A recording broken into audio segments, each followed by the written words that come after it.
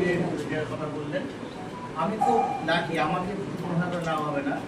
এই অমিতের মতন বা এই আমাদের মাস্টারমশাই আছেন শচীনবাবু, এনারা হয়তো সরাসরি বা অর্পণ রয়েছে, এরা সরাসরিভাবে বইমেলার সঙ্গে যুক্ত নয়, কিন্তু তবুও বইমেলা ছাড়াও আমাদের রয়েছে আমাদের আমাদের মানে ক্লাবের নীতির সঙ্গে গোপাল কেসিআর অরূপ ঘোষ, মানে প্রথমে শুরু করেছিলাম আমি আর অরূপটাই মানে তারপর থেকে সবাইকে আমরা পেয়েছি এবং একটাই প্রমাণিত হয় যে ভালো কাজ করতে সবাই সাহায্য পাওয়া যায়।